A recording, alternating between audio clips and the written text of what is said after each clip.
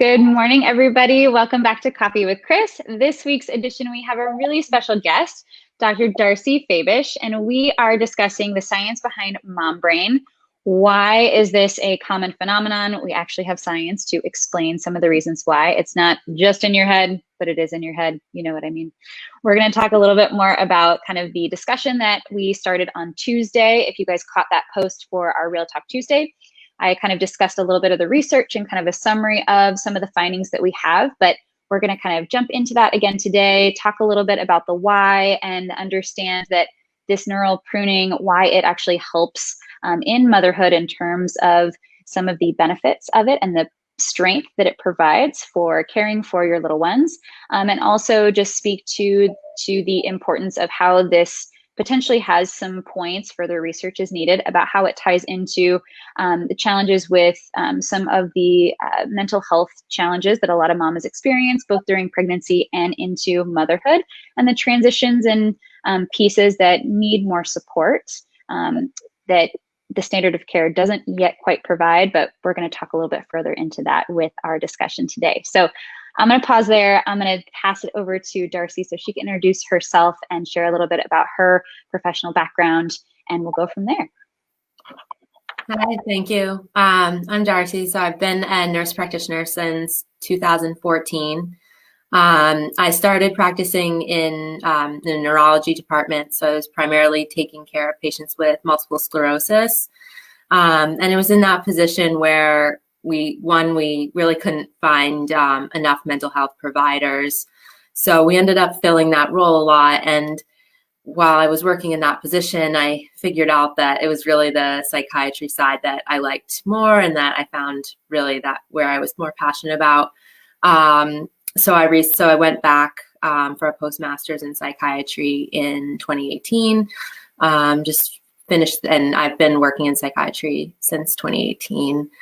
And I have a almost 2-year-old. So that's how I became interested in this group. Yeah. We're so glad you're here. Thank you. Yes, Darcy is part of our Mama Runs Wild community. She is also a mother runner herself, and with her practice too, she is transitioning into women's health and supporting mamas in her own practice as well. So kind of expanding into that too. Thanks so much for being here. Oh, you're so welcome. Yeah. Darcy, help us to kind of do a little bit of a recap sort of on the bit of the science we were kind of talking about and the research. And also I'd like to give Darcy credit for the research that I used for the Real Talk Tuesday post was thanks to her. So bringing this to kind of the forefront and better understanding kind of the science of why does this neural pruning happen, and why is it occurring? Yeah, so there was an exciting study in 2016. I like to point out that the first evidence that we actually had of changes in the brain in motherhood was from postmortem studies. The first one was in 1909. They saw that there was changes in the pituitary gland, which is the gland in the brain that helps secrete hormones. So we've known this for over 100 years, that there are changes in the brain during pregnancy. So most recently, they did a study with fMRI, which are functional MRIs, where you see both blood flow to the area and the structure of the brain in that area. So they looked at women at pregnancy and then at a number of times up to 2 months or 2 years postpartum.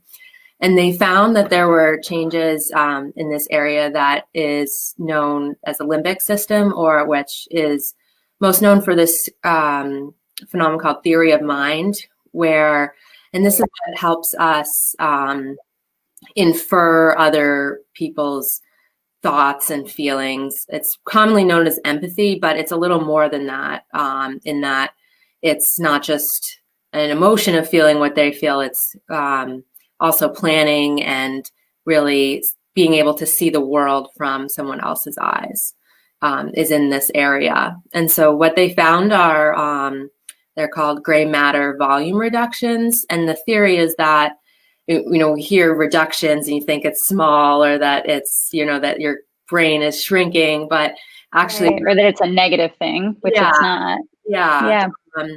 But actually, these volume reductions are indicative of pruning or some sort of neural change that is making it more efficient. So when we have neural volume loss, that means that our thoughts, this is how really one of the theories of learning. So infants have the most number of neural connections, and then we lose them as we grow and mature. There's a period of the most significant period is in adolescence, and then next is that they found in pregnancy and postpartum. So the research is very new, but I think it's exciting that they're looking at this and that they're really finding structural changes during pregnancy and that last at least 2 years after the birth baby. Which is so fascinating to me. And excuse me, in a lot of ways, on the one hand, I'm like, totally makes sense. Like we have this new change that's happening throughout the whole system to create life. So why wouldn't that, trigger something for the brain to be like, hey, we need to adapt to this new change and, be able to prepare for life that's coming. But yeah, the fact that we haven't really started to dive into this area until more recently kind of is a little bit mind-blowing to me. But I'm glad that it's starting. And I think that this will hopefully lead to more studies to kind of better understand how there's, systemic changes that are happening in a female body during this milestone of life, and how it doesn't just get punctuated during pregnancy or just punctuated likely at that 2-year mark. But probably on a continuum to a certain amount, and that we need to talk about it more and normalize this, and also use this information to further support the need of improving the standard of care for women is kind of where I read a lot from looking at this data. Yeah, absolutely. Mental health in pregnancy and postpartum is so multifactorial. And in my practice, I do work with all of the factors that can go into keeping a new mom and new family through the process mentally healthy and really supporting them. But it's very exciting to see that and I think in a number of years we're really going to know more of. We're going to be able to inform treatment because we know the structural changes in the brain and the chemical changes in the brain better than we did. So in time, but yeah, it is great that the researchers are starting to, this is less than 5 years old. So, and it's pretty sparse than even in the last 10 years. But yeah, it's exciting that they're looking into it. Totally. Another point that I found that was really interesting, and this was kind of brought up a little bit in some of the comments from Tuesday's post, was also talking to the point of, does this happen to the co-parent? That's helping to support this new change in the family. And the study itself looked at fathers that, were helping to support the new mom and things like that. And according to the studies, their brain does not change in the same way, which, I think we can infer then that, yes, there is definitely a hormonal component within the woman's body that's happening to elicit these changes. But something that kind of popped into my head was like looking at, again, reevaluating, maybe there's a different change that happens in the co-parent's brain that we just aren't looking for yet. Or what happens with like an adopted mother, and things like that. I would love to hear your thoughts on some of these things. Yeah, so there are brain changes that are seen in adopted mothers.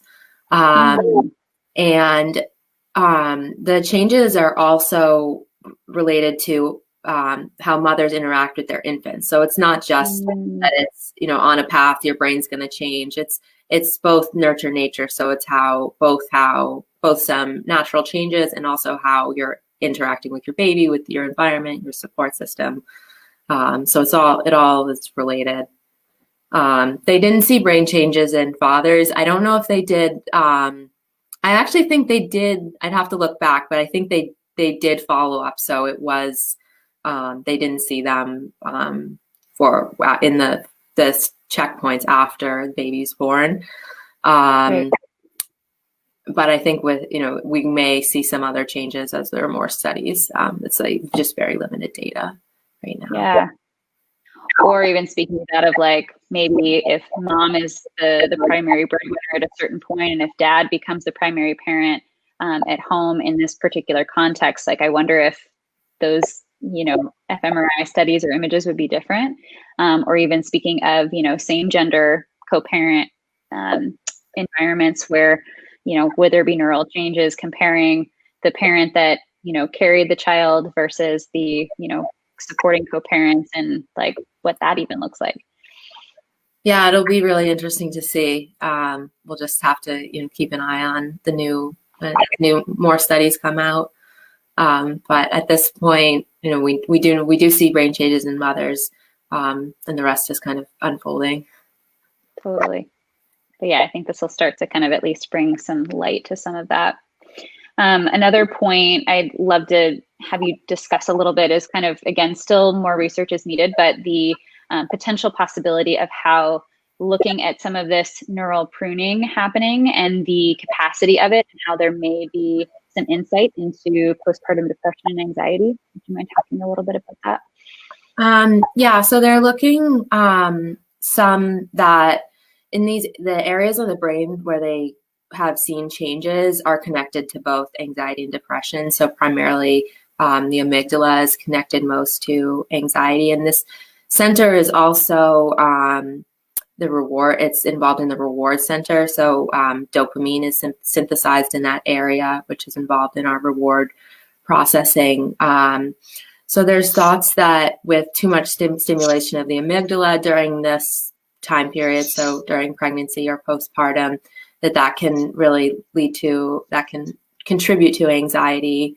That's the fear center. So we know when in studies where they've, in volunteers where they stimulate the amygdala, it causes fear and anxiety behaviors. With depression, they're looking more into both the reward system, in that there could be in these neural changes that you end up with a less reward, so that your reward system is, with all the hormonal changes, is a little bit lagging. So you don't get the rewards that we're supposed to with holding our babies and the oxytocin release and such. But again, it's very multifactorial. Agreed. I thought this was not the study that we're discussing, but a different study. They use separation from pups. And so they look at rats. They do a lot of studies in rats in psychology and psychiatry. And when they separate the rat from her pups, that can actually, the rat can display postpartum depression and postpartum anxiety behaviors. So I think that ties a lot in that we discussed with return to work concerns, and of how moms are really expected to just be away from their babies super early. And, we've seen in animal models that can lead to mental health issues. So there's a lot coming out of this. I know I'm preaching to the choir here in terms of in the US, where it often is somewhere between 6 weeks to 3 months ish as like an average sort of maternity leave. And I feel like that is so unfair for so many reasons, both from just a physical healing standpoint, as well as the idea of, yes, being separated from your little one that soon, also having to then figure out feeding schedules and things that soon, all of that, not to mention then, yes, the challenge of adjustment back into like, okay, just go back into real life. And then also totally just disregard this whole life altering change that just happened to you in just a few weeks ago, and expecting, women to just be able to hold all the things and transition without any issues or needing any additional support is so unfair on so many levels. So it makes sense that we would have feelings of depression, anxiety, all of that cluster amongst all the other things. Yeah. A lot in my practice, I work with just normalizing that these feelings come, and that we are faced with challenges that we weren't in evolutionarily. We were, could keep our babies on us 24/7. You see like women in the fields just carrying all day. And, can't do that anymore. We have to get back to work. We have other responsibilities and such. But just I find this process that can be really helpful and rewarding for me is really just helping to both validate and normalize that having struggles in the both pregnancy and postpartum period, physically, mentally, so much going on. And that all really needs support. Agreed. I feel like, you and I have discussed the idea of, kind of changing, if we could change this standard of care, right? Like things that we would like to have added to the prenatal and the postpartum, like medical team. And I think having a mental health professional to be able to help support women as like a regular check-in, like you have your certain checkpoints through your prenatal process that you're seeing your OBGYN to check, how baby's doing at various points in development, having checkpoints with a mental health provider for support in that, and to like be understanding, how your body, both mentally and physically, is adjusting to this new process and bringing life into the world. And while it's beautiful, it also creates a lot of change and transition. And I'd love to know your thoughts on, seeking out mental health support during the pregnancy and the postpartum period, and what are some helpful ways to find providers in different areas? Because I know this tends to be a big barrier too for women also. Sure. Yeah. I think it's, I wish it was part of the standard of care that we could check in with a mental health provider during pregnancy and postpartum. I think it's totally, it's totally appropriate.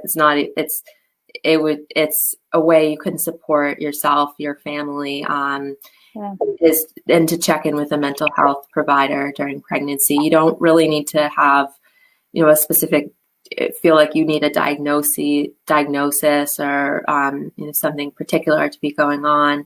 But it can be really helpful. I work with patients on making a plan for if I see them during pregnancy, of planning for the postpartum period. So planning for support, for balancing responsibilities with a partner, addressing any nerves that are coming up about the birth process. I mean, we never lack for things to talk about when I meet with someone who's pregnant or recently postpartum. So great ways to connect with a mental health provider. So online, there's Postpartum Support International, and you can search. So I think it's psi.org. We'll look it up, and we'll link it in the comments below for people. Great. So they have a listing. You just type in your zip code, and has a number of providers that have done some training in pregnancy and postpartum mental health. Awesome.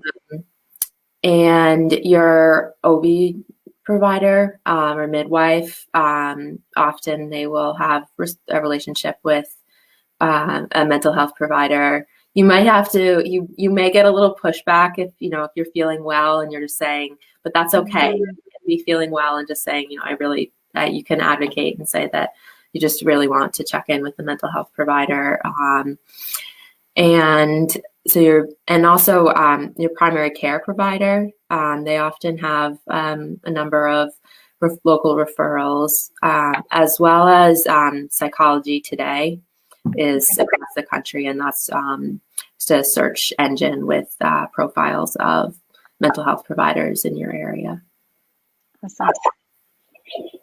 All good ways to find providers. I also too recommend, if you're working with a pelvic floor physical therapist, a lot of us usually have a few providers in our referral system. I have a short list of women that I refer to for providing support to my patients and things like that. Bless you. To be able to help with those things too. So often if we can just share and ask for help, usually, we can find different resources, but I think it's helpful too. I didn't even know about the first resource that you shared, Darcy, for people that are actually trained specifically in some of the kind of prenatal and postpartum transitions, especially, and being able to have that online resource to find someone near you is really awesome. So I look forward to being able to use that too. But I think, yeah, being able to seek out mental health support is so helpful. And just even from the standpoint, like you said, not having to wait until something feels overwhelming or challenging, but rather to seek it out as a way to gain additional tools to be able to navigate events that we know are, going to be coming down the pipeline. And I myself, in the last few years, have sought out mental health support, and it has been so incredibly valuable for me just to process some of my own things. And so I wish that I had started sooner, but I'm glad I started when I did. And I think that it's such a helpful tool and resource to have, especially, establishing a relationship during pregnancy so that when we need some of that support postpartum, we already have someone that we feel comfortable with and connected with and can help us with that part too. And or knowing someone already or having that list so that during postpartum, you don't have to wonder, where do I start to try to search for someone? Super helpful.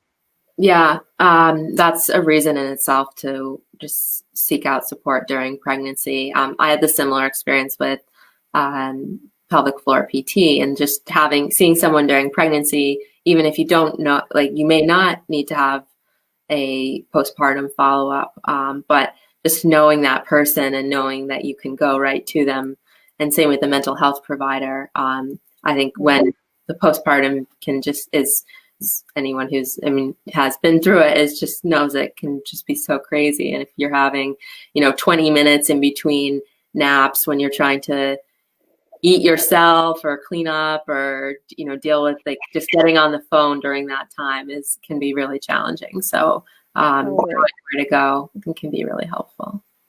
Absolutely. And I think too, one of the beautiful things now with our environment and whatnot is a lot of mental health providers are also doing virtual support, and that's becoming like a very common thing. That wasn't always an automatic way to connect with a provider, but nowadays it is. And I think that also adds another support to kind of decrease that barrier of having to leave home when that can be really overwhelming, especially with a brand new little one and things like that. So the virtual ability to connect with a provider is super awesome too. Yeah, that is a nice change that more providers are offering telemedicine, especially since COVID. But I'd say most, not all providers at this point will be offering telemedicine, especially if you have a real need for it, such as having a newborn. So absolutely. Yeah. And maybe too, as this kind of continues and things like that, and realizing the value of telehealth in a variety of ways, not to say that it replaces in-person care at all, but I think it's a really nice adjunct to be able to provide support and get answers to questions and things like that, that more and more providers in a variety of ways, especially for prenatal and postpartum support, I think virtual help can be so incredibly valuable for all of those pieces. Yeah. There are a number of, doulas now offering virtual support. So if you have more concerns related to your infant, that can be really helpful. And now that there's some of the moms groups are also going virtual. So yeah, it is. I think it's a benefit that we can offer, that we can access more services from home, especially during those early weeks. Totally. I think it's helpful on all counts, and helping to build that team, around you to help you with all of these phases, and that building that team just provides more support, and more support is always helpful, and doesn't mean that you're doing it wrong or, that you've missed something, but rather I think that changing that conversation of actually the more help that we're asking for, the better we can all, support each other. Yeah, absolutely. A lot of my work is also just any help is help. And that when I work with women and families on just getting their support system together, that's a major part of it too. So all that we're talking about, getting support during pregnancy, postpartum, physical, mental, it all ties together. All of it. And I loved the part that you said, even like kind of supporting your clients and, talking through a plan of like, during the prenatal period, being like, what would be helpful during that postpartum phase, discussing, co-parenting strategies and duties and all of those things I feel like just is so helpful, to be able to even just have a conversation around, because I would imagine myself not having yet been in that position personally, I would imagine myself forgetting that that could be a possibility to talk about it beforehand rather than having to talk about it while you're in it. And so being able to like troubleshoot or think through possibilities, and not that that means it won't change when it's actually happening, but at least having that conversation and starting to brainstorm and think about it and discussing that is, I think, really valuable. And I know having some type of plan often makes a lot of us feel a little bit less anxious and nervous about upcoming events. So yeah, that's really important. And that's, I think it is not all that common that that I'm able to sit with a new family and make a plan, but it can be really, really helpful. One resource that I wish I wrote, but this Dr. Alexandra Sachs, she's a psychiatrist, and she wrote a book, What No One Tells You, and it's called A Guide to Your Emotions during pregnancy and postpartum. And she basically took her experience of doing therapy and wrote the high points. And so if anyone's looking for a resource that you can't make it to see a mental health or just even a supplement, that's another one. Maybe we can include that. Sure. Look in the comments. In the comments. Absolutely. I love it. Well, Darcy, this was wonderful. Thank you so much for taking time to discuss this with us today, and also just to expand on the discussion of mental health support, and being able to, help build that team around all of our mamas, because it takes a village, y'all. And having your village is important. And the more of that village we can have put together and established and nurtured, the better that we all can show up for each other. So I love all of that. And I'm excited to list those couple of resources that'll be down in the comments for how to find some mental health providers in your area, as well as the book recommendation that you just mentioned, Darcy. And I'm going to add that to my list just so that I can continue to better understand where my patients are in that journey too, so that I can better help understand where they may need more support too. So thanks for helping me as well. Oh, you're welcome. Well, thank you all for joining us for this really helpful and informative discussion. If you guys have any questions, comments, anything like that, please feel free to drop those below so that Darcy and I can also respond to those later on. And please thank Darcy for her time. We so appreciate you and your busy mom life schedule to take some time out on this Friday to join us. We really appreciate it. Oh, you're welcome. Thank you. I love the site and all everyone's posts and comments and this community. I love all of you guys for being here and being part of it. And it makes it a better place when we're all here. So thank you, everybody. Hope you all have a great rest of your Friday, and we will catch you next week. Take care, everyone.